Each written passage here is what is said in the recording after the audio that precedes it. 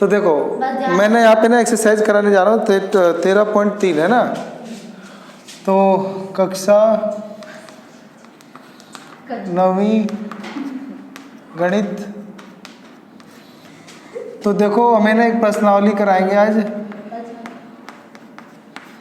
13.3, ठीक है ना। 13.3 वाली जो प्रश्नावली होती है इसमें ना हमें पढ़ना है शंकु के बारे में, ठीक है। शंकु को बोलते हैं कोण, ठीक है। तो शंकु को बोलते हैं कोण।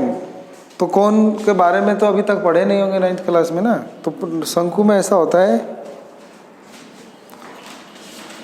देखो शंकु क्या होता है, जोकर की टोपी नहीं देखे हो जैसे, ऐसे जो बर्थडे में पहनते हो ऐसे वाली टोपी ना, तो इसको बोलते हैं शंकु, ठीक है।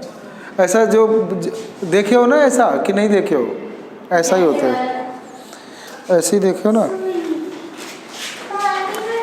हाँ बैठ जाओ, जल्दी बैठ जाओ। तो ये हमारा ना देखो शंकु होता है, ठीक है। इस शंकु में ये जो शंकु होता है ना, ये लंबवृत्तीय शंकु है। ये हमारा जो शंकु है ये लंबवृत्तीय शंकु है। लंबवृत्तीय शंकु क्या होता है कि ये जो बीचों बीच जो मैंने ये लाइन खींची है और ये जो नीचे से इसका आधार है ना, ये एक वृत्त है। तो ये जो लाइन है ना, इस वृत्त के ऊपर आधार के ऊपर लंब है, यानी ये 90 है, सही है। इसीलिए इसको बोलते हैं लंबवृत्तीय शंकु। तो 9th क्लास में हमें लंबवृत्तीय शंकु भी पढ़ना है। लंबवृत्तीय शंकु वही होंगे जिसमें ना ये जो बेस है, यानी ये जो आधार है, नीचे वाला जो ये आधार है, इसको बेस बोलते हैं इंग्लिश में। इस बेस के ऊपर ये जो लाइन जा रही है ना, ये हाइट कहलाता है, हाइट, ठीक है। तो शंकु की ऊंचाई को h बोलते हैं, ठीक है। अभी लिखो मत, अभी सुनो। ये ना शंकु की ऊंचाई है, हाइट। ये रेडियस है, ये क्या है, अरे ये ना रेडियस है। मैं एक बार बताऊंगा, दोबारा नहीं बताऊंगा। देखो ये रेडियस है, ये ना नीचे से एक बेस है ना, जो ये इसका बेस, ये नीचे से जो इसका आधार है वो एक वृत्त है। क्या है वो, एक वृत्त, यानी एक सर्कल है, ऐसे एक वृत्त है। तो इसका ना एक डायमीटर होता है, जो सेंटर से होकर एक लाइन जाती है ना, जीवा, ये होती है व्यास। तो जो ये व्यास है ना, ये पूरी लाइन, इसको बोलते हैं डायमीटर। डी माने व्यास, डायमीटर। तो जो रेडियस होता है ना, इस डायमीटर का हाफ होता है। तो ये आधा रेडियस है, तो ये भी आधा क्या है, रेडियस।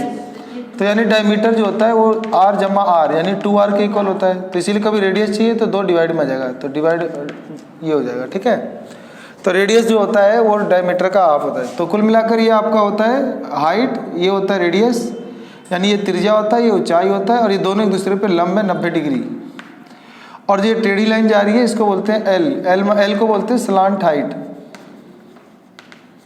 स्लांट हाइट को बोलते हैं तिर्यक रेखा। तो जो टेढ़ी लाइन जा रही है इसको बोलते हैं तिर्यक रेखा, ठीक है। ये तिर्यक रेखा है, ये हाइट है, ये h फॉर हाइट है। इसको बोलते हैं हाइट ऑफ कोन। शंकु की इसको ऊंचाई बोलते हैं, शंकु की ऊंचाई। और जो r है वो है आपका रेडियस, यानी त्रिज्या। बताओ यहाँ तक कोई दिक्कत तो नहीं है ना। तो एक शंकु होता है, एक शंकु में एक लंबवृत्तीय शंकु पढ़ना है, इसमें एक त्रिज्या होती है, एक ऊंचाई होती है, एक स्लांट हाइट होती है। बताओ यहाँ तक कोई दिक्कत तो नहीं है ना। अब उसके बाद यहाँ से देखना, ये जो एक ट्रायंगल नहीं बन रहा है, ये बन रहा है ना त्रिभुज। ये जो त्रिभुज है एक समकोण त्रिभुज है। इस त्रिभुज बोलते हैं राइट एंगल ट्रायंगल। क्या बोलते हैं, मान लो ये AOB है, क्या ये, तो इन ट्रायंगल AOB में अगर हम ध्यान से देखें ना, AOB में, तो ये एक राइट एंगल ट्रायंगल है। इसमें एंगल O 90 डिग्री है। अगर एंगल ये 90 डिग्री है तो हमने एक पाइथागोरस थ्योरम भी पढ़ी थी, कभी पढ़ी होगी ना कभी, पाइथागोरस थ्योरम। तो इसमें पाइथागोरस थ्योरम लाएंगे, तो लेंगे पाइथागोरस, तो पाइथागोरस प्रमेय से। तो पाइथागोरस प्रमेय से क्या पढ़ना है, फॉर्मूला होता है पाइथागोरस प्रमेय से, कर्ण का स्क्वायर बराबर में लंब का स्क्वायर जमा आधार का। तो इंग्लिश से बोलते हैं हाइपोटेनियस का स्क्वायर बराबर परपेंडिकुलर का स्क्वायर प्लस बेस का स्क्वायर। तो ये जो 90 के सामने वाला होता है ना, ये लाइन होती है हाइपोटेनियस, यानी कर्ण। तो कर्ण हो जाएगा L का स्क्वायर। ये जो खड़ी लाइन होती है इसको बोलते हैं हाइट, ऊंचाई, तो h का स्क्वायर। और ये लेटा होता है इसको आधार बोलते हैं, रेडियस का स्क्वायर, ठीक है। तो इन तीनों में एक रिलेशन निकल के आ रहा है कि जो स्लांट हाइट का स्क्वायर होता है वो हाइट का स्क्वायर प्लस रेडियस का स्क्वायर होता है, ठीक है। अब मान लो कभी मुझे ये चाहिए, तो ये स्क्वायर उधर जाके रूट चढ़ जाएगा दोनों के सम पर, ठीक है। तो दोनों के जोड़ का स्क्वायर पे रूट चढ़ा देंगे ना तो स्लांट हाइट आ जाएगा। ये फार्मूला भी इसलिए सिखा रहा हूँ ना क्योंकि एक अभी आगे जाके ना क्वेश्चन आएगा, उसमें कह देगा ना कि हाइट 12 है और रेडियस क्या है 5, कहेगा स्लांट हाइट निकालो। तो हम यहाँ पे हाइट की जगह 12 का स्क्वायर लिख देंगे और रेडियस की जगह 5 का स्क्वायर। तो 12 का स्क्वायर आ जाएगा रूट 144 और जमा, और ये 5 का स्क्वायर 25 होता है और ये दोनों जुड़ जाएगा तो 144 में 25 जोड़ेंगे तो 169, इसका एलसीएम करोगे तो 13। तो स्लांट हाइट कितना जाएगी? तो इन तीनों में एक संबंध है। अगर हमें रेडियस पता हो हाइट पता हो तो ये पता चल जाएगा, या ये पता हो तो ये पता चल जाएगा, या ये पता हो तो ये पता चल जाएगा। तो उसके लिए ना ये फॉर्मूला याद करना है, ये वाला स्लांट हाइट का स्क्वायर बराबर हाइट का स्क्वायर प्लस रेडियस का स्क्वायर। बोलो यहाँ तक समझ आ गया ना? तो इतना फॉर्मूले ठीक है, नोट करो।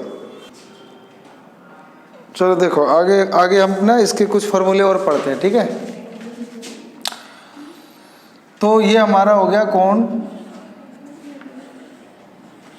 ये यहाँ से बीचों बीच से यहाँ तक होता है रेडियस, और ये जो बीच की लाइन होती है ये होती है हाइट, और ये दोनों एक दूसरे पे 90 होते हैं, और ये होती है स्लांट हाइट तिर्यक रेखा, ठीक है। तो अभी हमने एक फॉर्मूला याद किया कि जो L होता है ना, L ये स्लांट हाइट, ये निकालते हैं √h² प्लस r², ठीक है। ये ना याद करके ये याद किया करो, L का स्क्वायर बराबर h का स्क्वायर प्लस r का स्क्वायर, ठीक है। अब दूसरा फॉर्मूला क्या याद करना है? देखो इसका जो नीचे से बेस है ना, वो नीचे से बेस एक सर्कल है, तो हमें याद करना है area of base. Area of base को बोलते हैं आधार का क्षेत्रफल। तो शंकु के आधार का क्षेत्रफल याद करना है, शंकु के आधार का क्षेत्रफल। तो एरिया ऑफ बेस ऑफ ए कोन, तो एक कोन के आधार का क्षेत्रफल याद करना है, वो होता है πr²। क्या होता है? हाँ, ये जो एक सर्कल होता है ना, ये सेंटर से इसका रेडियस होता है, तो इसका एरिया निकालने का फॉर्मूला होता है πr²। क्या हुआ? हाँ, अभी ना फॉर्मूले बता रहे हैं। तीसरा अब याद करना है शंकु के आधार की परिधि, शंकु के आधार की परिधि, तो इसको बोलते हैं सरकमफ्रेंस। हाँ, परिमाप परिधि एक ही होता है। Circumference of a cone, circumference of a base of a cone. तो शंकु के आधार का परिधि होता है 2πr। क्या होता है? तो एक सर्कल है ना, इसका सरकमफ्रेंस 2πr होता है और इसका जो एरिया होता है वो πr² होता है, ठीक है। इसको बस थोड़ा सा याद करना है, ठीक है। पाई की वैल्यू भी याद कर लेंगे, 22/7 यूज़ करते हैं, या फिर 3.14 जो परसेंट में दिया होगा तो याद करते हैं। कई बार तो इसे याद ही नहीं करते, इसको याद ही नहीं करते हैं, इसको कपाई से पाई कट जाता है, ठीक है। चलो ये फार्मूले के बाद अब अगला फार्मूला होता है इसका, एक याद करना होता है शंकु का वक्र पृष्ठीय क्षेत्रफल। एक वक्र पृष्ठीय क्षेत्रफल याद करना होता है, यानी कर्व्ड सरफेस एरिया ऑफ ए कोन। तो इसका फॉर्मूला होता है πrl, ठीक है। तो क्या याद करना है? πr सबसे अलग कर्व सरफेस एरिया होता है इसका πrl, ठीक है। l माने स्लांट हाइट, तिर्यक रेखा, तिर्यक ऊंचाई मतलब। दूसरा याद करना है शंकु का कुल पृष्ठीय क्षेत्रफल, कुल पृष्ठीय क्षेत्रफल। अगर मैं इसको अपने हाथ में पकड़ूंगा ना, तो इसका ये वाला पार्ट पकड़ूंगा तो इसी को बोलते हैं कर्व सरफेस एरिया। ये जो पूरा पार्ट है कर्व सरफेस एरिया, और नीचे से जो सर्कल है वो भी अगर छूऊंगा, अगर मैं सिर्फ ये किनारे वाला सामने वाला हिस्सा छूऊंगा तो ये कहलाता है कर्व सरफेस एरिया, यानी वक्र पृष्ठीय क्षेत्रफल। अभी मैंने इसके नीचे वाला नहीं छुआ है, अब नीचे वाला अगर यूँ करेंगे ना तो ऐसे ही दिखेगा, तो इसका भी एरिया होता है πr²। तो इसीलिए जब हम शंकु का कुल पृष्ठीय क्षेत्रफल निकालते हैं ना, तो इसका वक्र पृष्ठीय क्षेत्रफल भी निकालते हैं और आधार का क्षेत्रफल दोनों निकालते हैं। तो अगर हमें किसी शंकु का कुल पृष्ठीय क्षेत्रफल निकालना है, यानी हमें total surface area of cone निकालना है, तो उसका कर्व्ड सरफेस एरिया जोड़ लो, तो कर्व्ड सरफेस एरिया और प्लस उसमें जोड़ दो एरिया ऑफ बेस। तो एरिया ऑफ बेस यानी आधार का क्षेत्रफल भी जोड़ लो। तो शंकु का वक्र पृष्ठीय क्षेत्रफल πrl होता है, अभी बताया था, और आधार का क्षेत्रफल भी बताया था πr²। तो दोनों को ऐड कर देंगे तो टोटल सरफेस एरिया आता है। अब दोनों में कॉमन कौन है? πr। तो एक πr कॉमन ले लेंगे तो बचेगा l प्लस आर। तो ये फॉर्मूला हो जाएगा pi r bracket l plus r, ये इसका टोटल सरफेस एरिया होता है, कुल पृष्ठीय क्षेत्रफल। अब तीसरा याद करना है शंकु का आयतन, ठीक है, इसको बोलते हैं वॉल्यूम ऑफ कोन।